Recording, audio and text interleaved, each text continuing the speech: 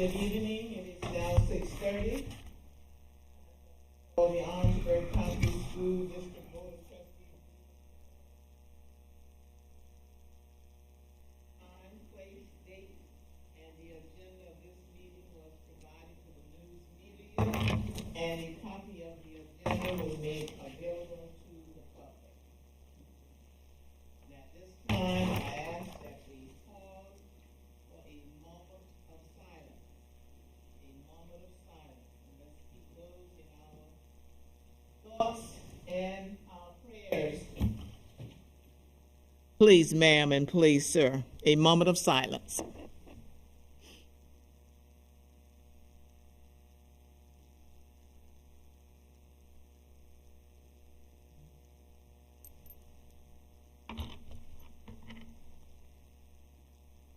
Thank you very kindly. Dr. Quinn, are you on? Dr. O'Quinn?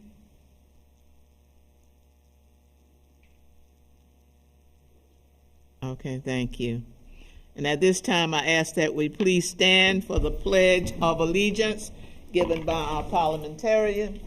I pledge allegiance To the flag of the United States of America and to the republic for which it stands, one nation, under God, indivisible, with liberty and justice for all. Thank you, Reverend Brown.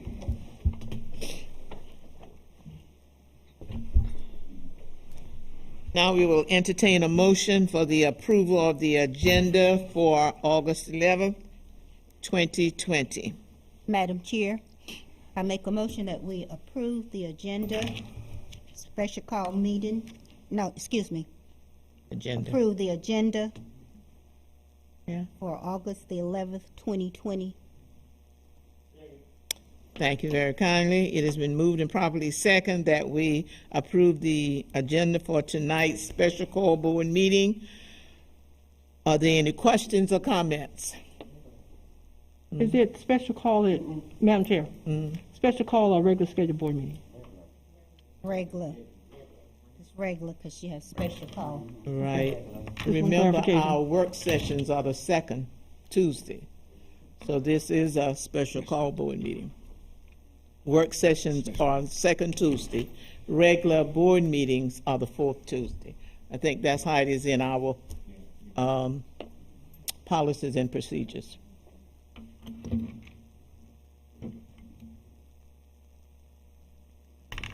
Questions, comments? No. So in order for us to do any actions, we have to say a special call meeting because it's on our, in our policies and procedures that second Tuesdays would be our work session. Thank you, Mr. Parliamentarian. Any other questions or comments? If not, all in favor, let it be done by a show of hand. Any opposes? Thank you very kindly. Dr. Quinn, Yes. do you approve? Yes, ma'am, in favor. Thank you very kindly. Okay, next we have I will entertain a motion for the approval of the minutes from July 28th, 2020 And August. and August the 3rd, 2020 at 12 o'clock, which was a special call meeting. Madam Chair, I make a motion that we approve the minutes for July 28th, 2020, and special call meeting at 12 noon on August 3rd, 2020. Questions or comments? It's been moved and properly second that we approve the minutes for July 28th, 2020, and our special call meeting on August the 3rd, 12 o'clock. Are there any questions or comments? If not, all in favor, let it be known by a show of hands. Are there any opposes? Thank you. Next on our agenda, we have the superintendent's update. Yes, ma'am, Madam Chair, members of the board. As always, I want to start off with the most important stuff. And just taking a moment to thank some individuals who've been extremely supportive and influential in how we've been running things so far. And that is These individuals behind me, the members of my senior leadership team, they've been working extremely hard to provide the very best for our students and for our community. But also I want to also recognize our principals and our administrators who have come back in the building, and we've had a lot of meetings and in preparation, and those individuals have jumped in feet first and been extremely supportive. That has brought us to a point where we're able to, I believe, do some things well and start some trajectory going in a great direction. But also those individual support staff that have been in the buildings and returned to work, our media specialists, all those individuals have been working extremely hard to make sure that we are battling through new times and through a crisis. So you never waste an opportunity to stop and say thank you to those folks. So that is the most important part I wanted to get out first and thank those individuals.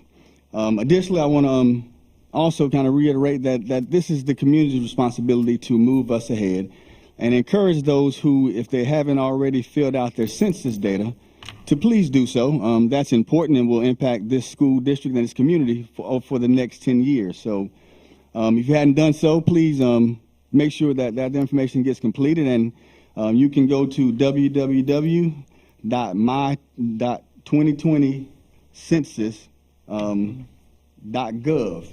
Again, let me say that so I'm clear, www.my2020census.gov, or you can call 1-844-330-2020 to get more information. That information is extremely impactful and will provide some resources to this community. So again, as a community, we have to come together to do everything we can do to help move and position ourselves and our children for the best things in the future. I'm happy to report that I've had the opportunity to visit and walk with every single principal except for one. I have one left, and I plan to get to that location here in the near future. So had some great conversations with principals, the ability to walk around, and got an opportunity to see some smiling faces of teachers and support staff throughout the buildings as well. So we've been busy, but it's been good. Some places I've had an opportunity to go to twice. Had an opportunity to go to Holly Hill Roberts Middle School again today, and again, they were still smiling, so it wasn't something they were practicing the first time I saw them. So that is always a great thing to say. And again, not only myself, but the senior staff here as well. We've been assigned to schools this week to make sure that as we go into Leap Week in our K through 8th grade facilities, that they see our faces. We're there for support. We're there not to check on folks, but just to see how things are going. And start to develop those relationships. So I want to thank those individuals that amongst all the work they've been coordinating here, we have to find times to lead and not just manage a response. We had a great discussion about leading through crisis versus managing a response. And we're going to make sure that we continue to lead and not just manage where we are here and today. But I want to also take an opportunity to highlight a few important dates that we need to continuously repeat so that our community is clear on our back to school plan. You'll hear more about this in our instructional update, but again, we can't say it enough to ensure that our parents and our teachers and our community is clear. So if you hadn't had an opportunity to see Facebook, you know, sometimes adults, we can say things and we don't say them as well, but I think Micah and Malachi, they said it well in a simpler fashion. Excellent. So whenever, when I received word that, you know, maybe some people still were not clear with what the adults were saying, I said, well, let's leave it to the experts. Let's get some children, and they said it a lot better. So I learned now that if I'm going to say it the first time, I need to get the kids to say it. But they did an outstanding job. I want to thank those two young men as well for that message. I also want to take an opportunity to thank Mr. Gregory and Ms. Norman over at Branchville. Had an opportunity to spend some time at the town hall meeting last night in Branchville and start to meet the representatives of that community. We had a great meeting. Went over our back-to-school plan with that community as well, and look forward to going out to other communities as well as I'm invited, or as I find out about those meeting times, so we can continue to build those relationships across this county. But those key dates that I mentioned earlier, again, we started Leap Week today. Students started to pick up devices. Teachers had a great orientation yesterday, and you'll learn more about that. Next week, the 17th, will be professional development for all of our teachers, followed by the first day of virtual learning, the 24th, for our K through 8th grade But at that time, our 9th through 12th grade students will be picking up devices and going through the orientation process in which our K through 8th grade students are going through this week. And then they'll join K through 8th grade in virtual learning starting the 31st of August. So I wanted to make sure that we keep repeating those dates and we're clear. Also, Wi-Fi devices, that has come up a few times and wanted to make sure we're clear on that. Yes, we have a survey on our website. If you go to technology survey on the front page and complete that survey for those individuals who qualify and need Wi-Fi devices, we're making preparations to provide those for our students. We have to give them the resources in order to be involved in the virtual learning program that we have. And I'm excited to say that we hope that those devices will be delivered here by Friday. That's when the State Department has notified us. So for those individuals who have already completed their technology survey, they'll get an email using the email that they used for the technology survey to notify them that their hotspot devices are here and that they can pick those devices up at their child's school. So those notifications will go out 2 to 3 times a week, updating those individuals. And as you pick your device up, their name will be removed from that list. So again, we're trying to have processes and clear communication across the board for every aspect of what it is we're having to do. I wanted to also take an opportunity to give you guys an update. In your board packet, you have a disease activity update as of yesterday. This comes from the Department of Health and Environmental, DHEC. And as you see on this report here, this is as of yesterday. On the last page, it gives us the breakdown for the incident rates of COVID throughout the state, broken down by county. And it also gives us the percent positive broken down the same way. So just want to take an opportunity to update the board and this community that at this time, as of August the 10th, there are 0 counties in this state that are not below a high incident rate. So let me say that a different way. Everybody in the state of South Carolina right now is at a high incident rate for COVID-19. Every single county, all 46 counties. But additionally, the percent positive is also a breakdown that they give us. And right now, 100% of the counties in South Carolina are now high in the percent positive. So there's 0 counties that are below a high percentage positive. So we're tracking those incident rates, but also of those who are tested, which ones are positive. And every single county now is high. So we're continuing to monitor and adjust our plan to make sure we're ensuring health and safety for everybody. As we promised this community, as we promised this board, that's something we're committed to continuing to do. And the more we get accurate information, we'll continue to bring forth that information to this community so that we're all are familiar and we're transparent in our walk back to school and how that is going to look for our students. Had the opportunity to speak at the, again, the Branchville Town Hall meeting, and I told that community that I understand that this is not ideal, but this applies for everybody across Orangeburg County. It's not an ideal situation, but I'll tell you, and I can look everybody in the eyes and tell you that my top priority is the health and safety of not only the students, but there's a time when I had to ensure safety of a child when they're within the 4 walls. But the lift on my shoulders and this community's shoulders and the school board's shoulders is to now ensure the health and safety of people sitting in their living rooms, of the grandparents and parents. So although not ideal, it's a tough situation, but that has to guide and be a guiding principle for what it is we do. So again, I want to let people know that we understand that this is a challenge. But I got to care for you. I got to make sure you're healthy. I got to make sure you're safe. I want a child to have a grandparent to go home to and to hug them and play with them in the middle of the floor. I want that to be an option for our children. So again, I ask for everyone's consideration and their patience as we continue to move and maneuver through these uncharted waters. Also, we're starting to rotate in and move into the opening of the school year. So I thought about this the other day and wanted to also ask the support of this community in this regard. You know, on a regular beginning of the school year, you have situations where a child may get on the wrong bus. The bus may get there late. They may miss a bus. You may get a child schedule and you have to have a schedule change. Everything's not perfect, even in a normal circumstance. So here we are dealing with something that no one's ever dealt with. And I'm going to ask this community to help us in understanding that although we have a plan that I think has taken countless hours and we've tried to cross every T and dot every I, I can tell you now, just like any traditional opening, we're going to have some hiccups. But we're going to adjust and we're going to make sure that we fix those as we would do in any normal circumstance. So I'm just asking for folks' consideration and their benefit of the doubt as we move forward. So when something doesn't roll out exactly as it is on a piece of paper, well, that's not anything new, not just here in Orangeburg, but across this country. So we as a community are going to have to come together and work as partners. That's what I'm asking, that if something's not going well, to jump in and help us get it fixed. Because the end user is what's most important, and that's the child. You know, go ahead and beat us up a little bit, we'll take it, but jump on in there and say, hey, I'm going to help you lift a little bit after I've told you that it can be done better.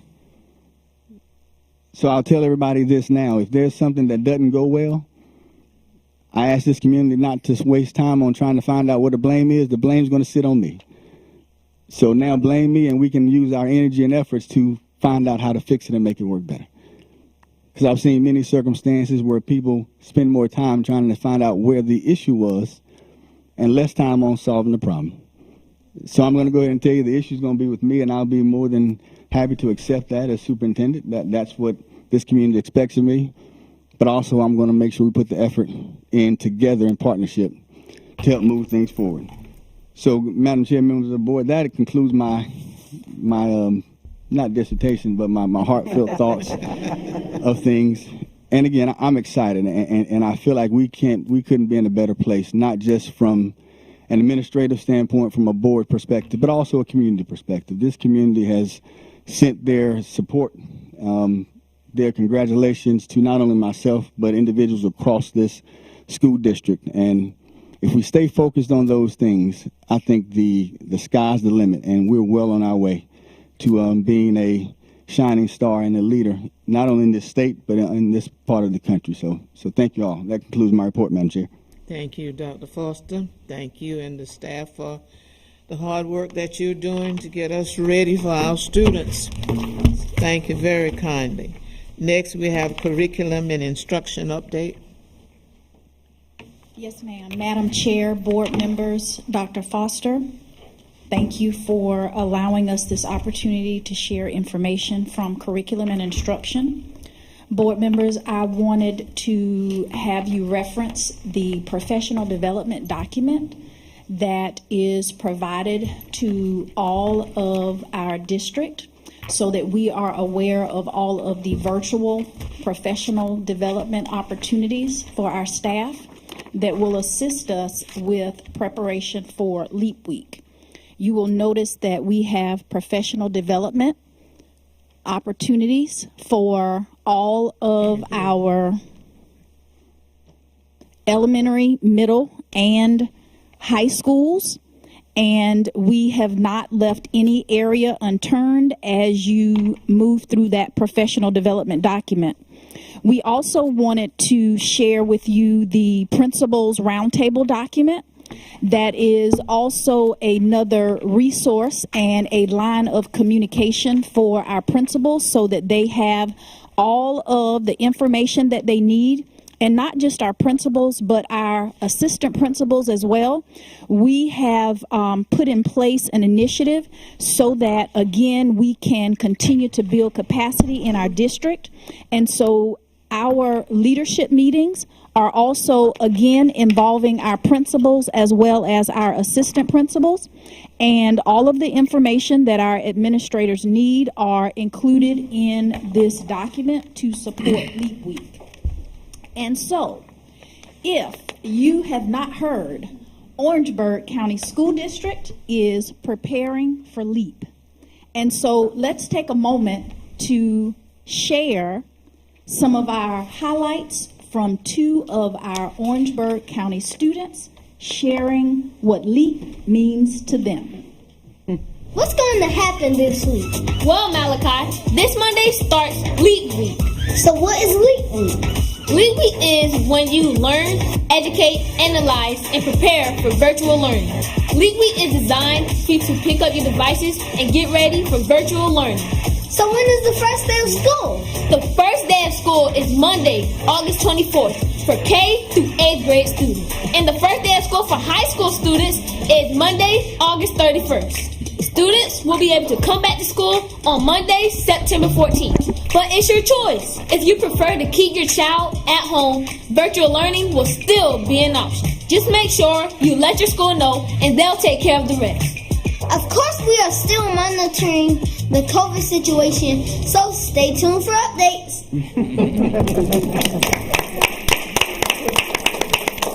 No one could have said it better. LEAP is learn, evaluate, analyze, and prepare. And as you have heard Dr. Foster say, we are prepared in Orangeburg County School District.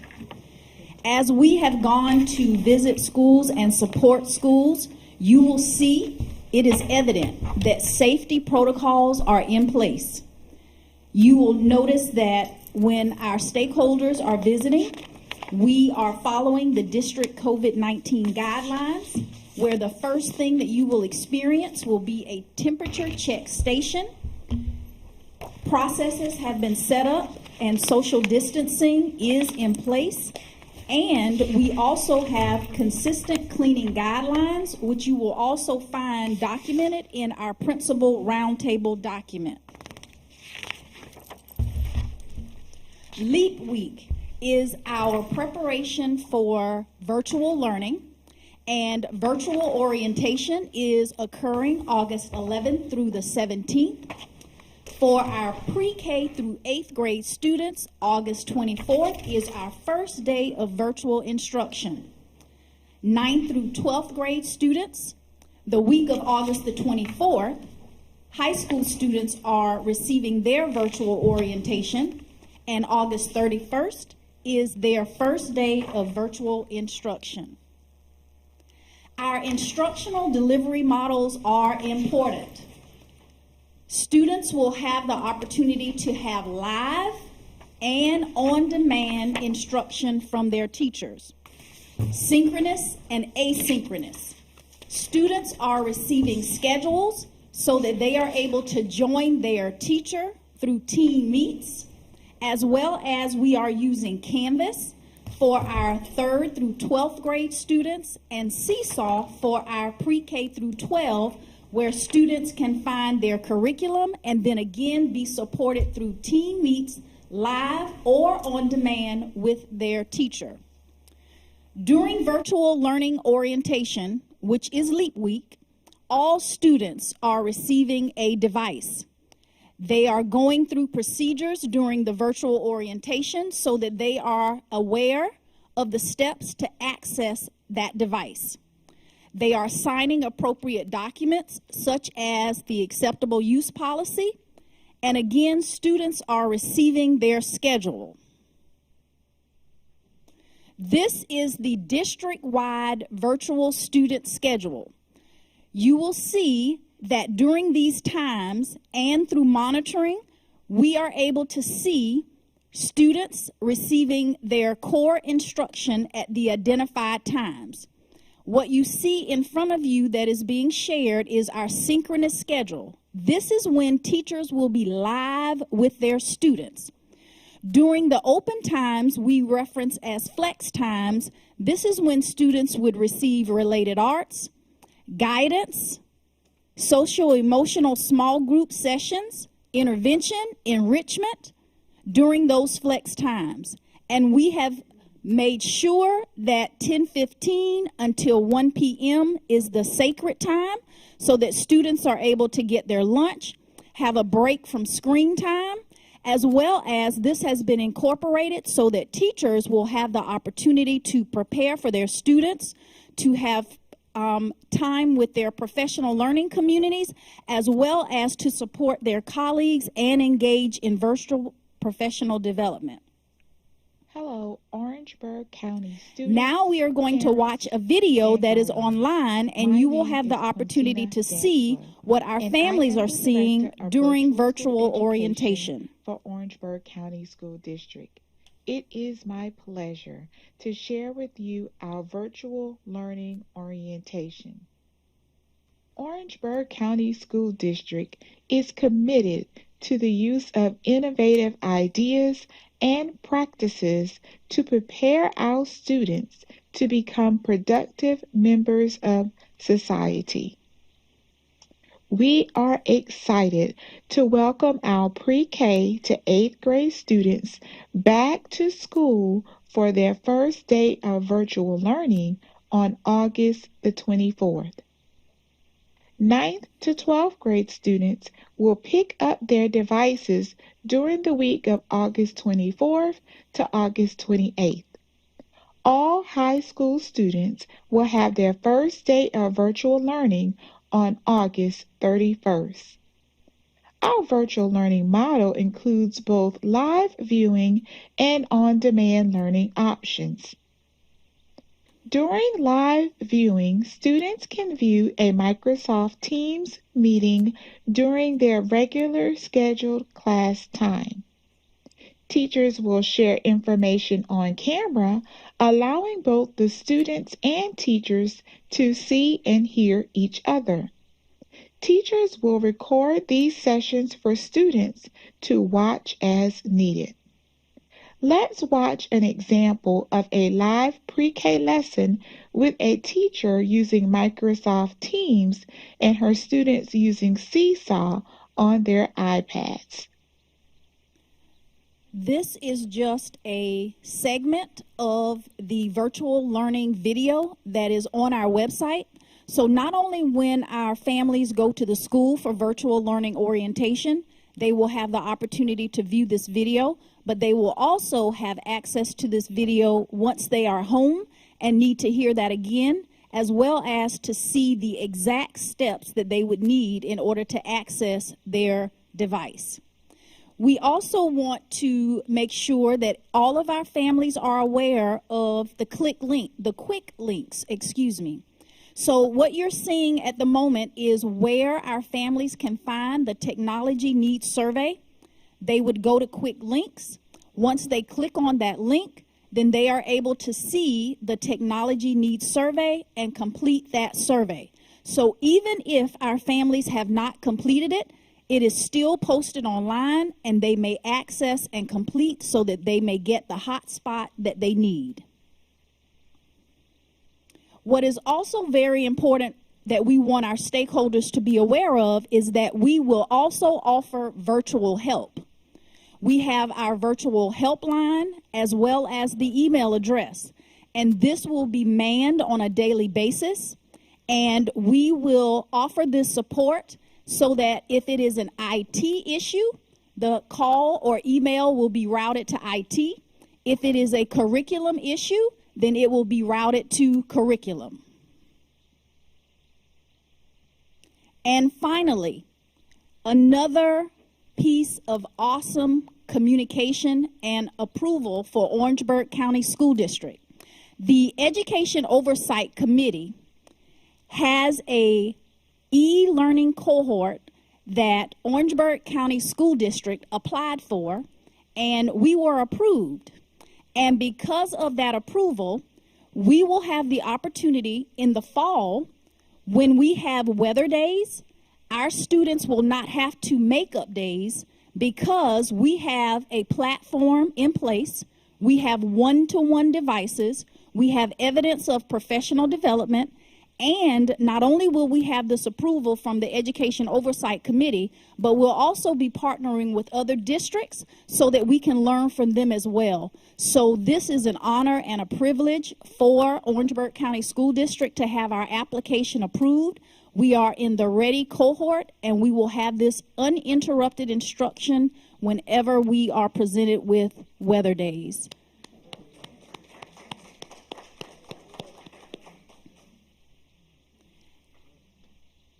And this concludes my presentation. Thank you.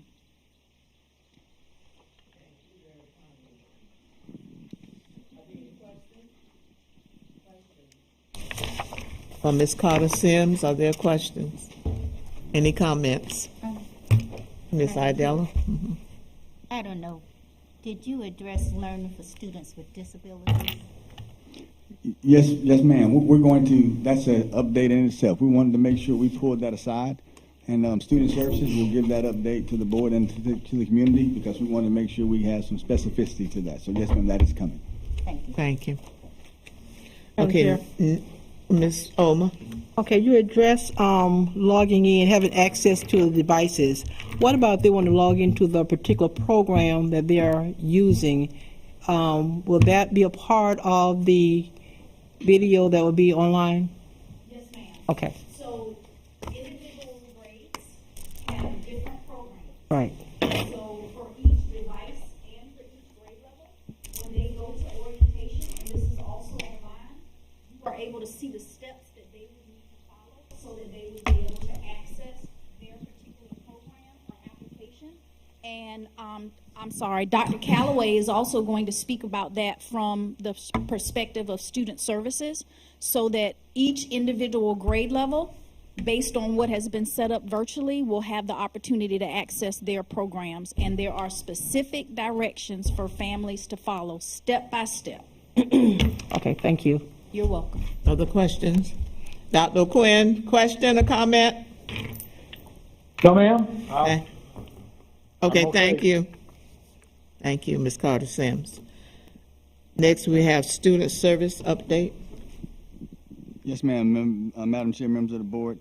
Dr. Calloway, our Assistant Superintendent for Student Services, is going to come forth. There's been a lot of questions about how do we serve all students. And we said all means all, that every single child, no matter where they live, no matter how much money they have, deserve a high-quality educational experience. So as we've tried to roll this out step by step and give due attention to all areas that deserve that attention, they're going to bring forth some, I believe, important information that helps give clarity and guidance to our students who have special needs, but also let this community know that we're going to continue to support all students in the ways that they need support. So I'll turn it over to Dr. Calloway and her team for the update. Good evening, Madam Chair and Board of Trustees. It is with great pleasure that I present to you the Special Education Department from the Office of Student Services. Turning challenges into successful outcomes. We have a video for you all to review this evening. This video depicts a real-life experience for a student who we encounter on a consistent basis.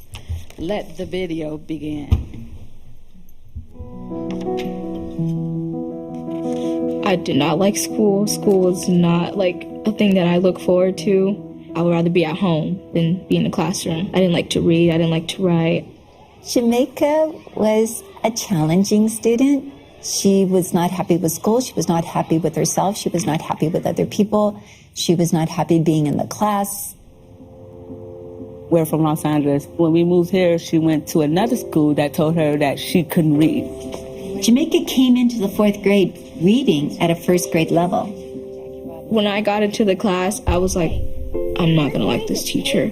I was like, I'm not going to like this teacher at all. When you're doing reading intervention, you need folks to buy into it. And we needed that buy-in from both Jamaica and her mom. These programs allowed us to give Jamaica exactly what she needed. Miss Pappas was a very, very different teacher. She was a life changer for me. It took a part of a year, but then she began to see that she was making progress. Jamaica moved through System 44 and into Read 180. Her Lexile jumped from 261 to 906 while she was in my class. It's reaffirming them, it's catching them doing what they need to be doing. It's hard to resist for a student who hasn't gotten a lot of that up to that point. And I think with Jamaica, the more people that saw that in her, the more she began to believe it of herself. I got the highest score in the class. I knew I was becoming a better reader. I didn't really believe that I won. It was big. It was, whew. Because what she saw her children do, Mom went back to school and received her first degree. when she saw that I can do something like that, she was like, I can do it. If my daughter's doing it, I can definitely do it. A lot of the research was saying that children who are read to when they're little become successful readers. So I began to teach my students to read books to younger children. I was like, I'm good at it now. I can help you. So it made everything easier for everyone in the house, including my mom. Jamaica was able to do that for her younger siblings. And Nigeria, Heaven, and India have all been read to. Heaven is in 5th grade. She's in chapter books, and she will not qualify for intervention. Nigeria started kindergarten last year. She was in our iRead program.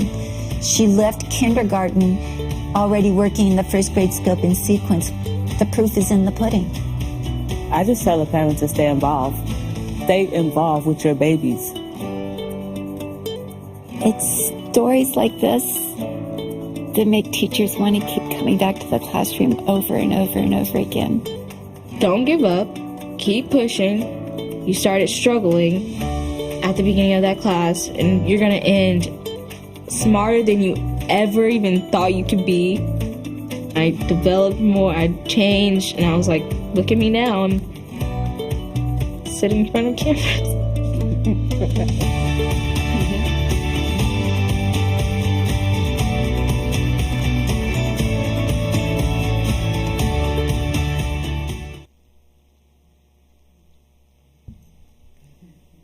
All right, turning challenges into successful outcomes.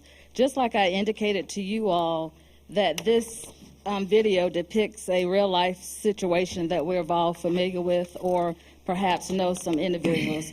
Just like Jamaica had success, our students will have success. We will prepare all the necessary instruction, support, and services for all our students to have success.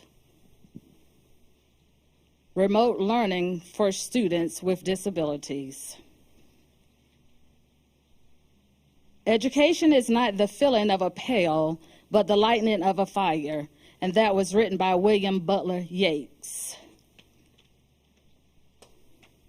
Remote learning will be daily with real-time virtual communication and interaction for our students with disabilities.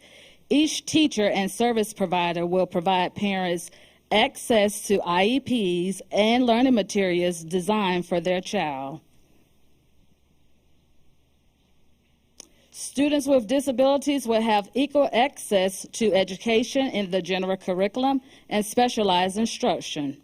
All special ed teachers and service providers must convene necessary meetings with parents, and we're speaking of IEP meetings, and during these IEP meetings, IEPs will be amended to reflect instruction and any other service that we provide our students. The proposed model of instruction of delivery for our students with disabilities, we will have remote learning for our students. And this will be a virtual model. Instruction will be provided through a live viewing with a classroom teacher or service providers. We also have the virtual curriculum platform, Seesaw, on iPads, and iPads for pre-K through 2nd grade students, Canvas on Chromebooks for grades 3 through 8th grade, Canvas on HP Streams for grades 9th through 12th grade. Virtual learning, and a lot of times we've heard already synchronous learning, asynchronous. With this instruction, if you all would just look at the daily schedule that we have there, this is an ideal schedule that we're going to follow for elementary students. And if you would just look at between 8 o'clock and 8:30, and then the next block starts at 9:10. During that transitional times, resource services, speech services, OT and PT services could be provided. So I gave you examples of how principals are currently working with their teachers and service providers to ensure that these services will be provided to our students. This schedule here is for middle school students. Again, if you will look at these blocks of periods, class periods, resource services, speech, OT, and PT services could be provided during the class periods. And again, principals and assistant principals are working with their teachers to ensure that students with disabilities receive the necessary support and services. Also on C-Day stands for Small Group Electives and Extra Help. Resource services, speech, OT, and PT services will be provided, and you all receive the information about C-Day. That will be a full day of support and services for our students, not only students with disabilities, but all our students in Orangeburg County. These are the reading materials. If you look at the story and heard the story for Jamaica, Jamaica was a Read 180 student. So what we're doing in our county, Orangeburg County School District, the programs that our students will receive instruction from will be iRead, Big Day, Scholastic, and that's the first foundational reading skills. Again, Read 180, System 44, and Literacy Pro. With the Literacy Pro, students will be able to have independent reading. They get to select their books on their reading levels, and all of this is done virtually. Our math programs for instruction will be Do the Math, that's grades K through 5th grade, Math 180, grades 6th through 12th grade, and then also we have specialized instructional programs, Teach Town Basics. With this program, it's a very comprehensive program. Our students, a lot of our students with autism, they are able to participate in this program. So it's very comprehensive with all the content areas and activities and very active videos for our students with disabilities. Some of the most wonderful people are the ones who don't fit into boxes. And this was said by Tori Amos. Thank you. Yeah, Dr. Calloway. Yes, Ms. Betty. The programs, the reading and math programs, are these new programs for our students, or are they a mixture of some old and some new? Well, they're not new at all, Ms. Pelzer. Eventually, before the consolidation, all the programs were in each area of our county. However, we all placed the programs together, we combined them, consolidated them. So we did participate in all these programs last school year.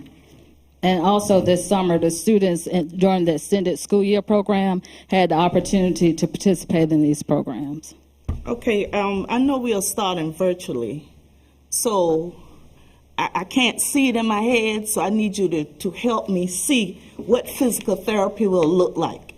Well, ideally, it is virtual. It can be, I guess, very creative.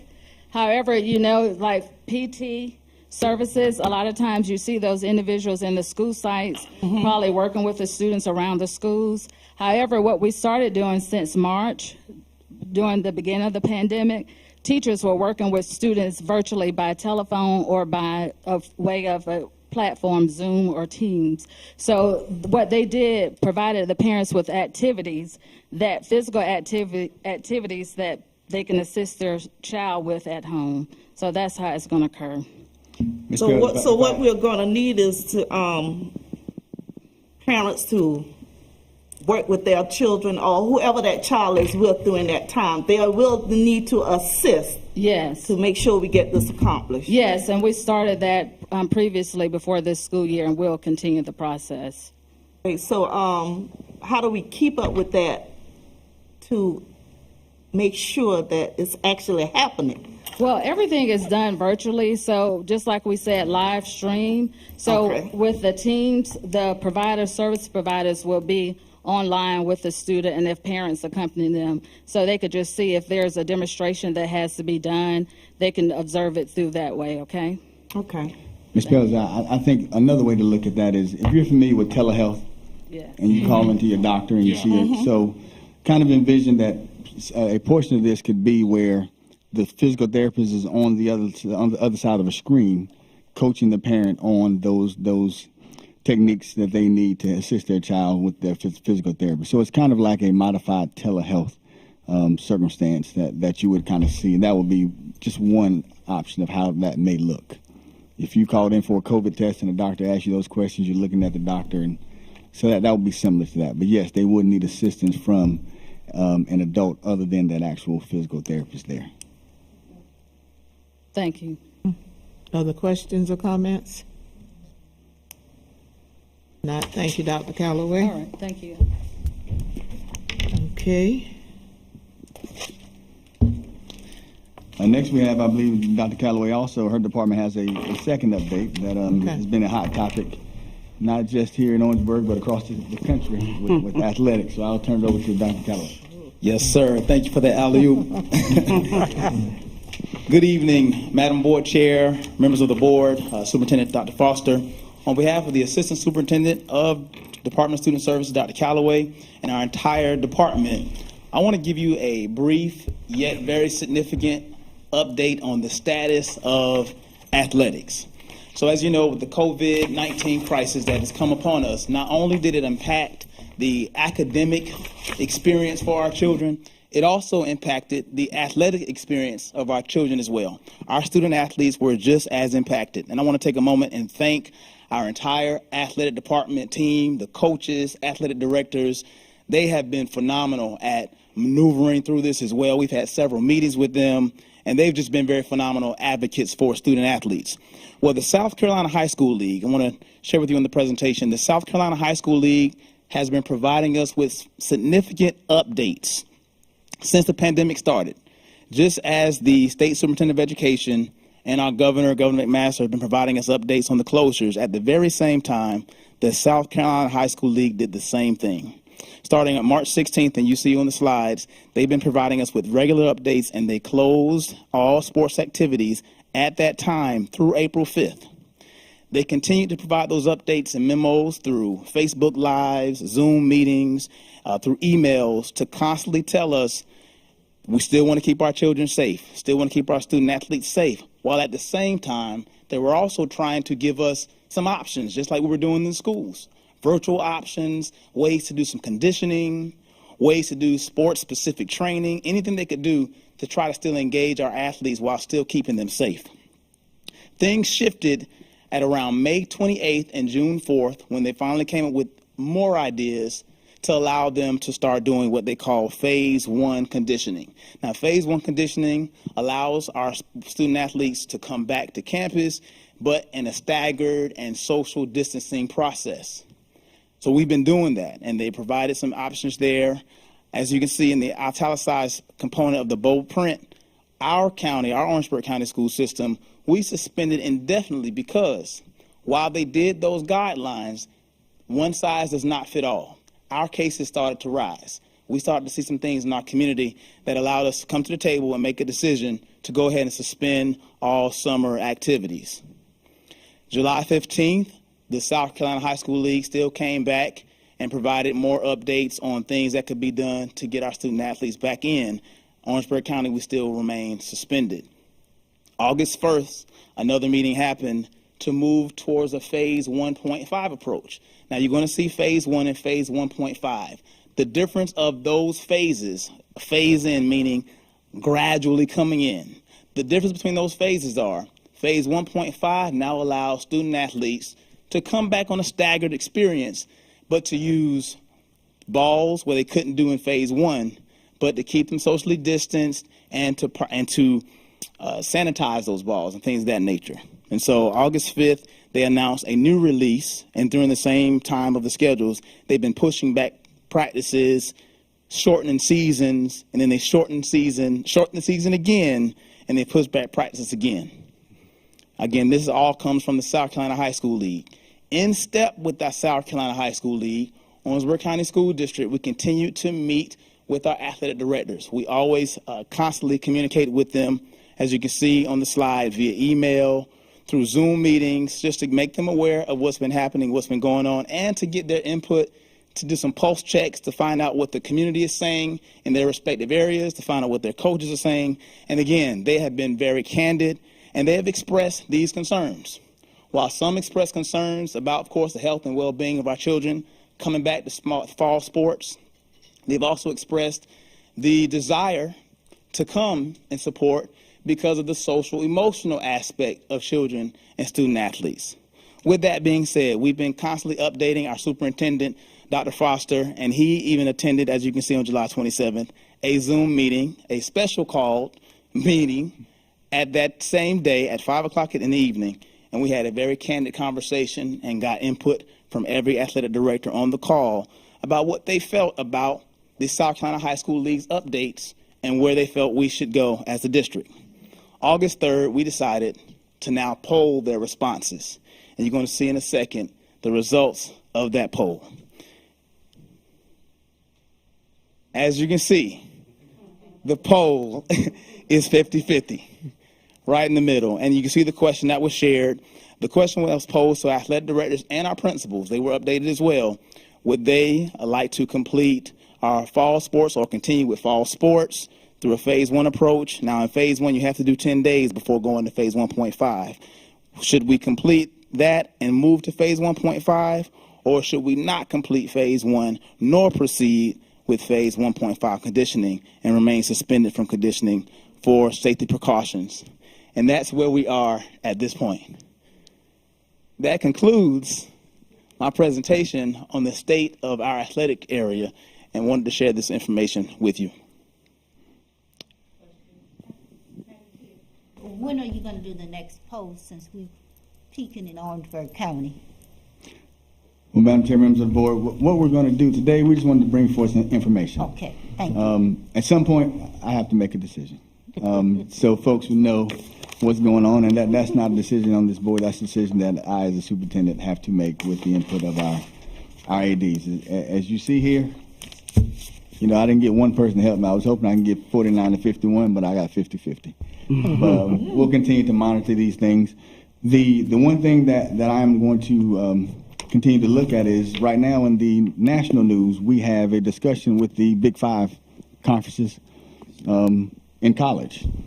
And depending on what that outcome is going to be, and we may have something by the time we leave this meeting, I'm sure that may have some influence on either the South Carolina High School League, but also we have to look at what's going on here in Orangeburg. I applaud our coaches for being candid and looking at it from both ends. I think they're caught between a rock and a hard place, and I'm glad that I'm not the only one sitting in that same space. I have some folks, I have some company there. So we'll continue to do that as well. But I just wanted to make sure we brought forth information to this board and to the community, again, so they know that we're monitoring and we're tracking this information. Given the activity of the disease like that I mentioned earlier, you know, those things matter, and we have to consider those things. I am looking at safety from both ends. Safety from the health and safety standpoint of the COVID, but also in football, a student has to be in condition to get on the football field and compete. So if I put a child who's not in physical condition to compete, then I'm looking at their safety on the other end. So it is a tough place to be in, but also I'm looking at educational opportunities for college for many of our athletes that may not be able to attend college on an academic scholarship. So yes, ma'am, there are a lot of things that I have to consider, but I got to look at their health and safety first and foremost. Madam Chair. Ms. Edwards. Dr. Foster.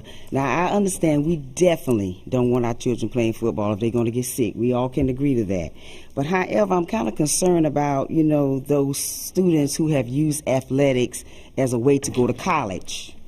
So is it possible for us to possibly approach the South Carolina High School League and seeing if we can maintain that senior eligibility for maybe one more semester with the kids going to a local school here in Orangeburg, and maybe they will be able to still play their senior year. Now, I realize that's unprecedented, but we live in unprecedented times. So is there a way that maybe there's something we can contact them? I don't know if that can happen, but there may be a possibility, something that we can come up with that will help the whole state of South Carolina with this problem.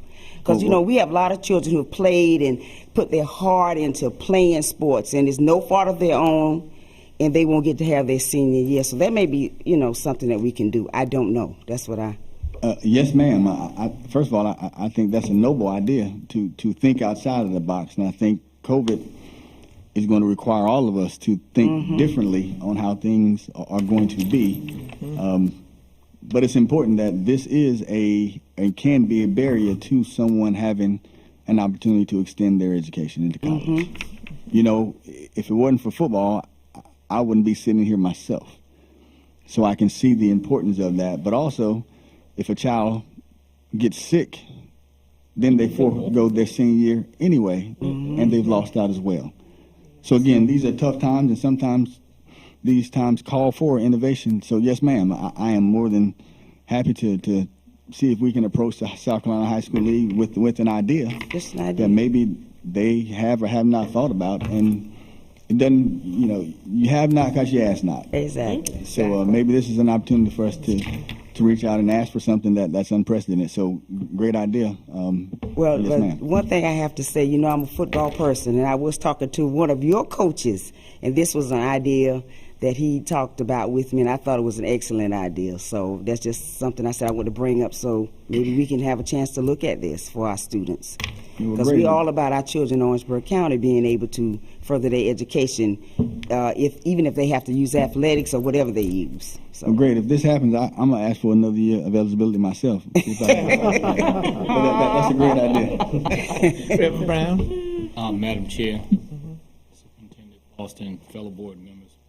Along those lines, being that I'm a sports fanatic, and we're looking at the collegiate level, the exact same conversation is going on, as you know, and what they have done as of today is they're talking about having spring ball. Right. Because the same thing, some of those students, that's their pathway to go pro, you know, to change their whole life. And they even talked about today, if this had happened last year, the #1 pick in football would not be in the NFL as a #1 pick this year. So Exactly. So we have a lot to consider, a lot to talk about. Madam Chairman. Yes, Matt. Yes, sir. Since we're still in student services update, can I ask a question of that pertains to Dr. Calloway's situation? About the students with disabilities. Have we talked with the occupational therapist, the physical therapist, about what their idea is about doing something like Dr. Foster mentioned, like almost like a telehealth, telemedicine type situation? Or have they discussed it with them about some ideas that they might have? Because they might be the best people to give ideas as to what could be done that way to provide this service to those special needs students. Okay, Mr. O'Quinn, this is Dr. Calloway. I have spoken with just the OT and PT providers. We're just communicated via email. Yesterday was their first day back. I have a meeting scheduled for them on Thursday. Okay, thank you. Yes, and I just had communication with them on today. Other questions?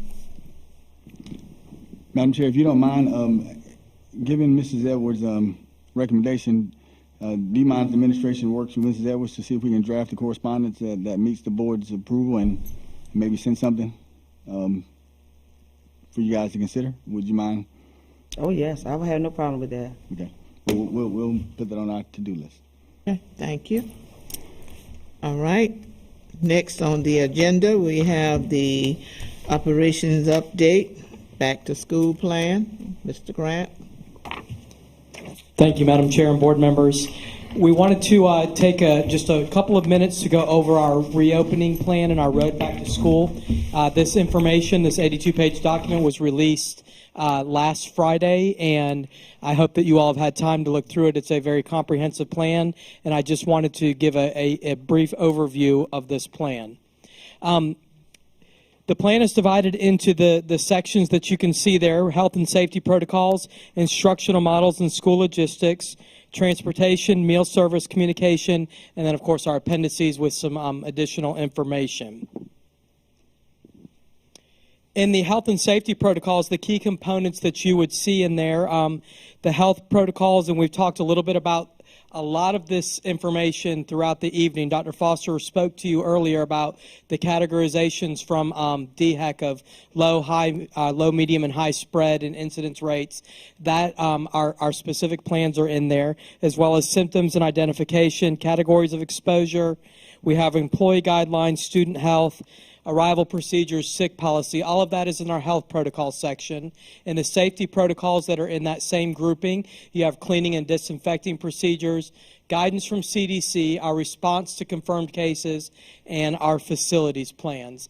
And this is great information not just for our schools, but this is great information for our communities because folks want to know how we're responding when we have issues at our schools and what we're planning to do to make sure things are ready. So this is great for our community as well.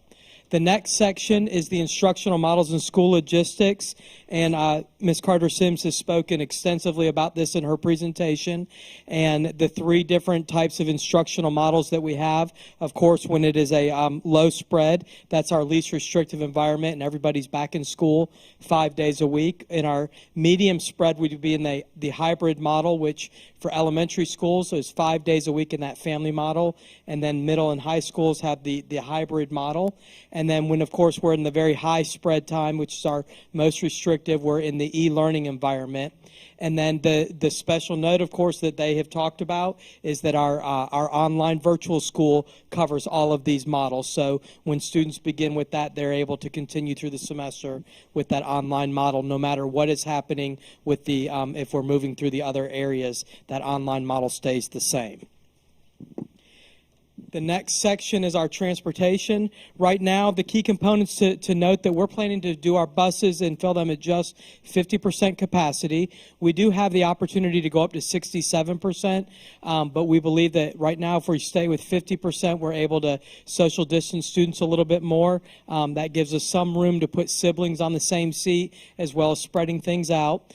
We have our cleaning and disinfecting protocols in there, and we'll be doing that between our routes. We're going to be running staggered route times because if we're only allowing 50% of our kids on the buses, no matter how many kids choose to come back, we're not going to be able to get everybody in a normal single route. So we're going to work through what those will look like. We've also staggered our times. I think Ms. Sims-Carter talked about the staggered school day and what those start times will be so that we can get our elementary kids in early and then go back and get middle and high and be able to run efficiently. And then, of course, the required PPE for drivers and passengers on all buses at all times. Everyone is required to wear a mask because even though we will social distance as much as we can with 50% capacity, you're not going to have the full 6 feet of distance. The next section is the food service or meal service, and our key components is that during times of e-learning, hybrid, traditional, and virtual instruction, we're going to be doing different things with meal service at all times. And so we've come up with what our plans will be.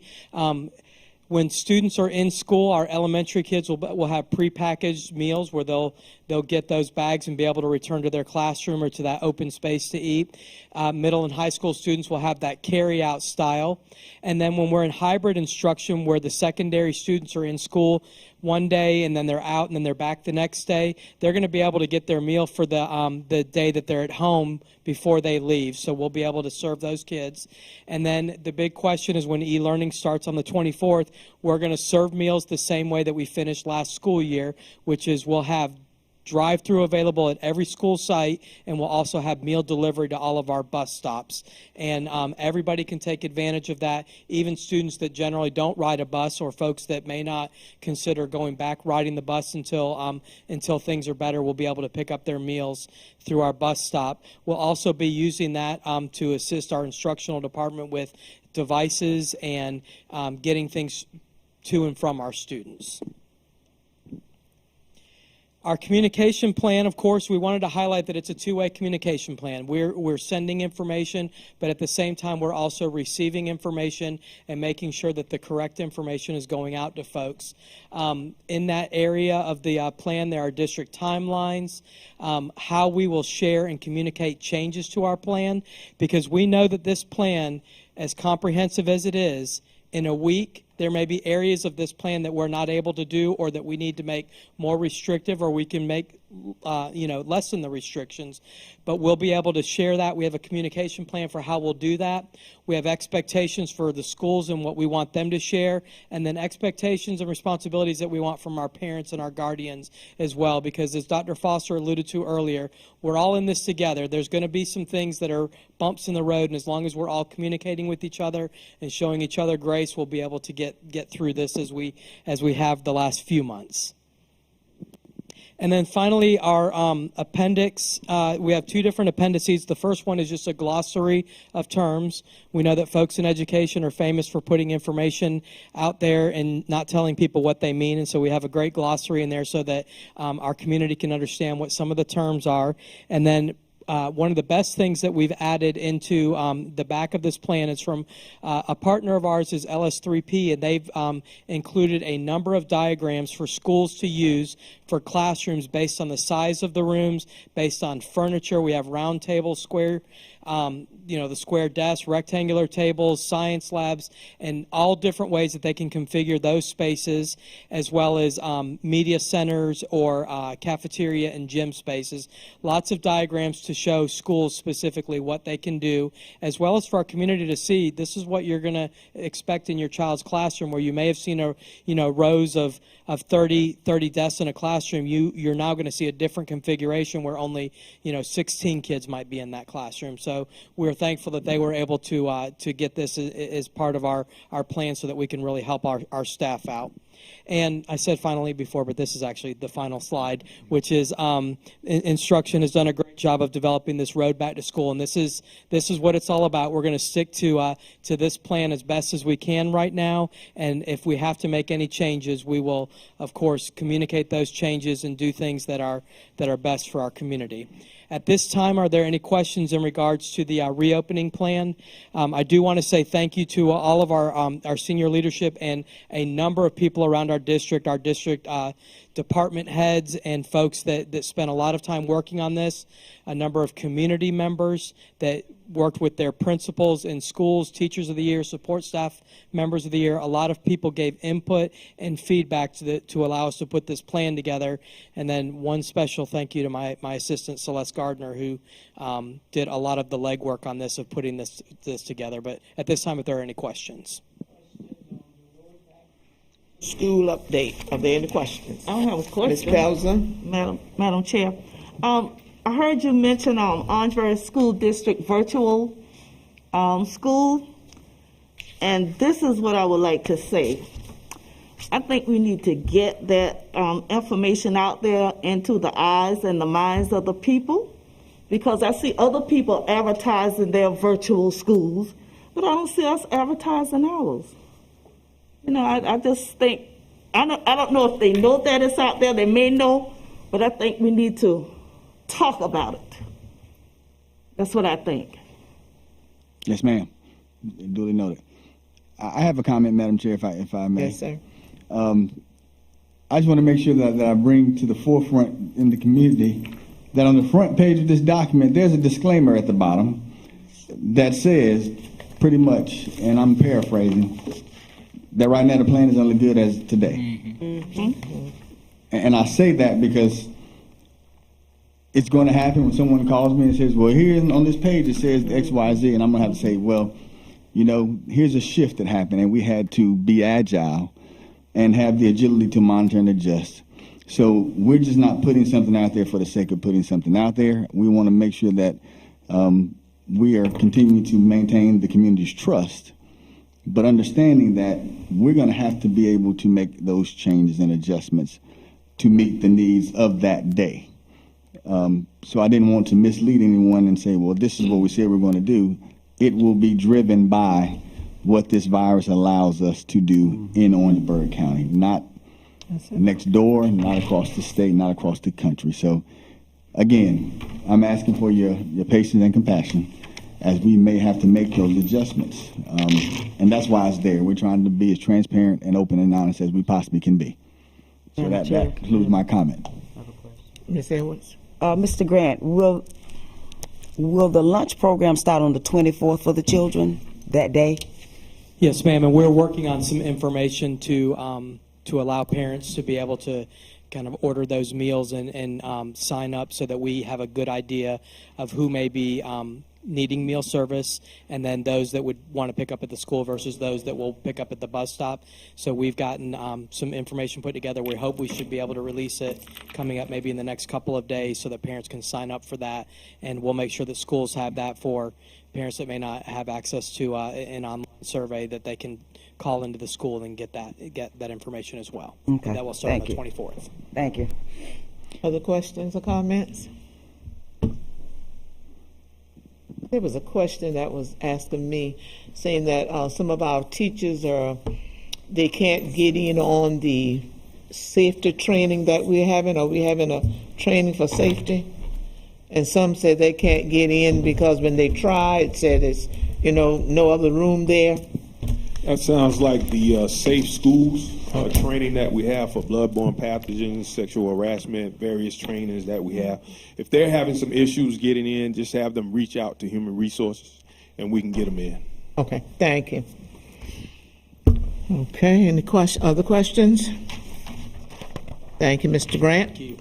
Thank you, Mr. Holliday, for that. Okay, next we have financial update. Ms. Sanders? Okay.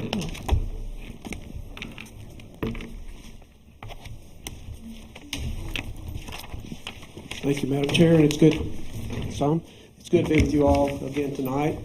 We have two action items for the board to consider this evening in regard to financial services. Both of them are bond resolutions. The first is a tax anticipation note, or otherwise known as a TAN.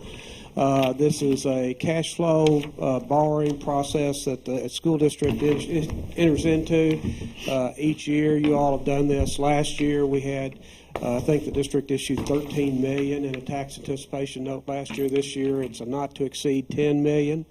There's less uncertainties from the standpoint of how much money was going to carry forward into June 30th of this year than there was before, but we have COVID-19.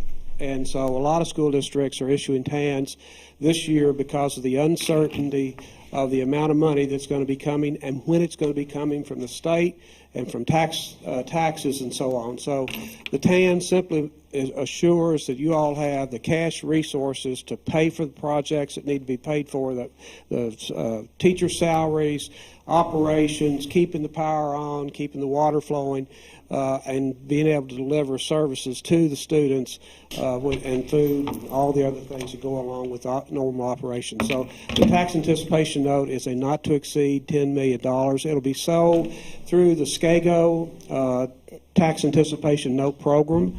That is a program that was put together about 20 years ago where school districts can participate. We go to market with all of the requests from all the different school districts around the state. And so we go to market one time, so you save on what you pay financial advisors, bond counsel. We get a rating from Moody's, which is the top rating that they can give for this type of program. And so when we go to the market, we're accessing the capital markets at a much larger volume figure, and that means you get a much lower interest rate. And so that's a not to exceed $10 million. Questions?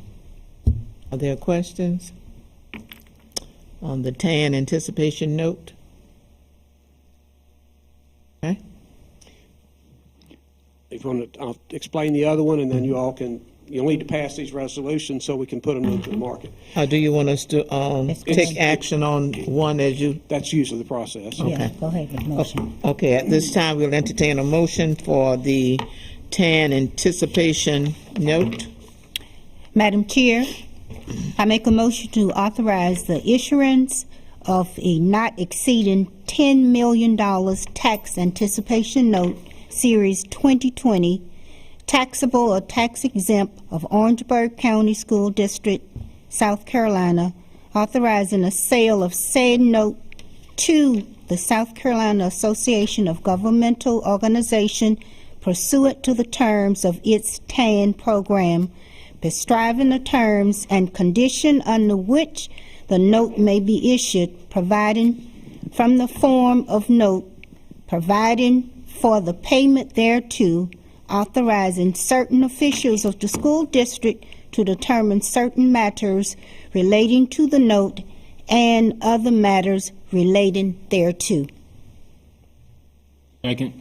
It's been moved and properly second that we authorize the issuance of to not exceed more than $10 million of tax anticipation note, Series 2020, taxable or tax exempt of Orangeburg County School District, South Carolina, authorizing the sale of said note to the South Carolina Association of Governmental Organizations pursuant to the terms of its TAN program, presiding the terms and conditions under which the note may be issued, providing for the form of note, providing for the payment thereof, authorizing certain officials of the school district to determine certain matters relating to the note and other matters hereto thereof.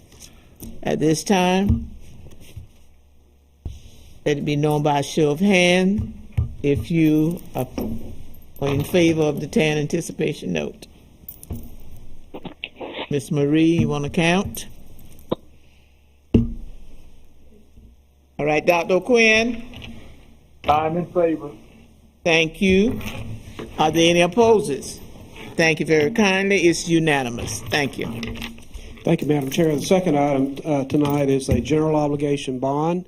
This was done in most of the districts over the years where you would issue enough GO bonds to do capital projects within the state. They're usually things that have a useful life of 12 months or more. But we size the bonds to the point to where there's no millage increase.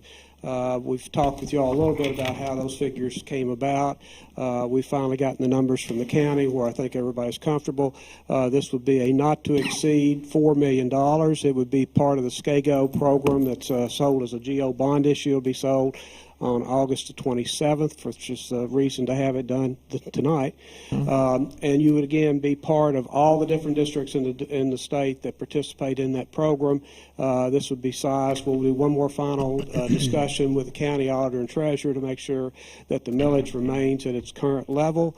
And it would be up to $4 million, but their final decision will help drive that total number because we want to make sure that we don't have a tax increase.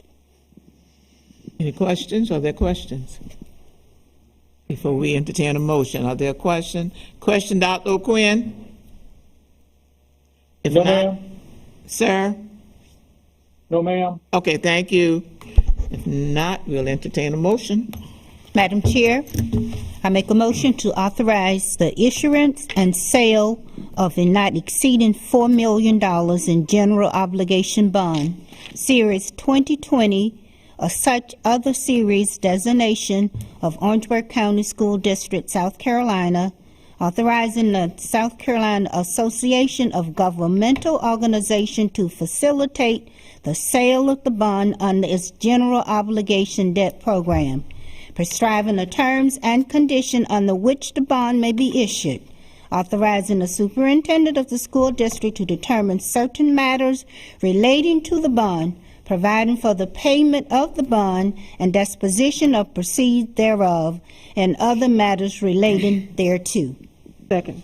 It has been moved and properly second that we authorize the issuance and sale of a note not to exceed $4 million general obligation bond series 2020 or such other series designation of Orangeburg County School District, South Carolina, authorizing the South Carolina Association of Governmental Organizations to facilitate the sale of the bond under its general obligation debt program, prescribing the terms and conditions under which the bond may be issued, authorizing the superintendent of the school district to determine certain matters relating to the bond, providing for the payment of the bond and the disposition of the proceedings thereof, any other matters relating thereto. Are there questions or comments? If not, all in favor, let it be known by a show of hands. Are there any opposes? Dr. O'Quinn? I'm in favor. Thank you. Unanimous. Thank you, sir.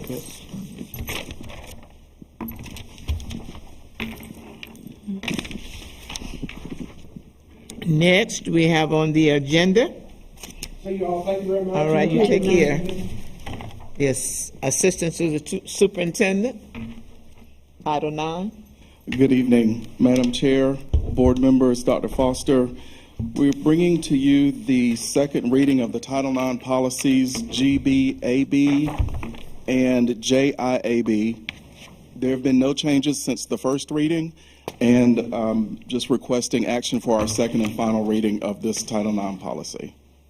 Okay, are there any questions for Dr. Washington before we entertain a motion? If not, we'll entertain a motion at this time for the final reading of Title IX. Madam Chair, I'd like to make a motion to approve the Title IX policies GBAB and JIAB as the second and final reading. Second. It has been moved and properly second that we entertain a motion to approve the Title IX policies. Unknown participant is now joining. GBAB and JIAB as the second and the final reading. If there are no other questions or comments, all in favor, let it be known by a show of hands. Thank you. Dr. O'Quinn? I am in favor. So no opposers, unanimous. Thank you. Thank you. Okay.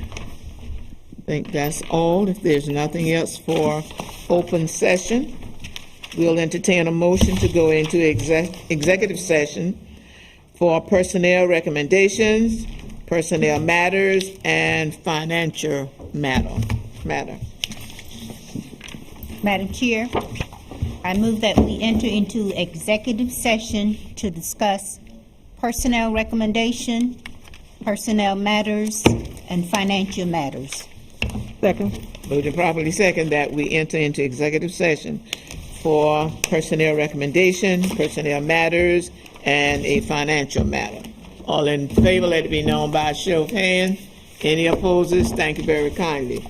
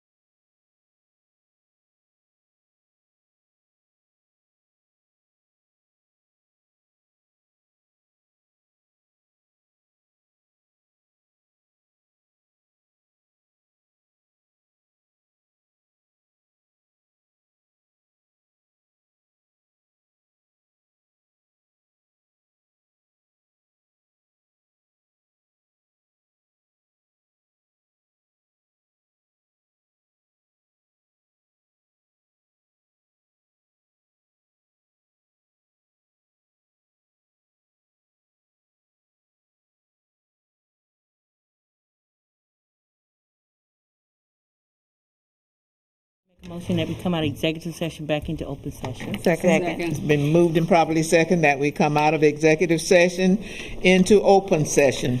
All in favor, let it be known by a show of hand. Dr. Quinn? I'm in favor. Thank you, sir. All right, at this time, we will entertain any action coming out of executive session. And Madam Chair, I move the approval of the recommendation for personnel employment, reassignment, separation, and administrator employment. Second. It has been moved and properly second that we approve recommendation for personnel employment, reassignment, and separation. Are there any questions or comments? Hearing none, all in favor, let it be known by a show of hands. Any opposes? Do you agree, Dr. Quinn? I'm in favor. Thank you, unanimous. All righty, thank you very kindly. Okay, at this time, are there any announcements? Madam Chair. Yes, ma'am. Not an announcement, but the email that we got concerning board meetings, it states the second Tuesday is a regular board meeting, and the fourth Tuesday is special called or work session. No, ma'am. Shouldn't have been that way. The second Tuesday of the month should have been work session. So we need to change that on our board meeting schedule. Yes, ma'am. Fourth Tuesday of the month is the regular board meeting. Okay. Remember our policies that Right. I'm just saying what we had, the schedule of board meetings. Yes, ma'am. At the bottom of that, that's what it states. We need to change that. Yeah, work sessions are the second Tuesday. And regular board meetings are the fourth Tuesdays. Okay. Okay. So, looking at your board meetings, July, okay, we're down, August, September, I don't have my calendar. Look at the very bottom. Huh? At the very bottom, there's a note. Yeah, work session, second Tuesday of the month, Clyburn Center. No. It says regular board meeting, second Tuesday of the month, Founders Court, boardroom 2:30 to 6:30 p.m. Work sessions, fourth Tuesday of the month, Clyburn Center, Nick Center of Excellence, 6:30. Special call meetings are held at the approval of the board superintendent and board chair. Look in your board packet. Did you see this? I don't have. Look in your packet. It was corrected, I think. I was just reading the email. Okay. Yeah. So it was changed. Yeah, we talked about it, and I think Ms. Okay, it was Marie changed. corrected Okay, it, that's right? what I was bringing clarification to. Okay, thank you. Yes, ma'am. She correct that. Work session, second Tuesday of the month, Clyburn Center. Nick Center, 6:30, regular board meeting, fourth Tuesday of the month. I'm good, as long as you got it corrected. Okay. Yes, ma'am. But Thank you're you. right. That was in the email, and I called Miss Marie, and she made that correction. Okay. Okay. Are there any other questions or comments? If not, no other announcements. We'd like to thank all of you for what you're doing, and let's keep our thoughts and prayers going up for God to heal this land of this coronavirus. Yes. So we can get back to, yes, Rev. Question, because y'all may be aware of it. Are we aware of the South Carolina caucus of Black School Board Members virtual town hall? Yes. Yeah. I think that was, if you were a member, you got that email. Yeah. It was sent out, yeah. Thank you, sir. If there are no other announcements, our next board meeting is, who have their calendar? I left mine. 25th, I think I just looked at it. Is that the 25th? Yes. 25th. All right, next one is the 25th, here at Founders Court. Right, okay. Okay, at this time, we'll entertain a motion to adjourn this meeting at 9:38. Madam Chair, I make a motion that we adjourn this meeting at 9:38.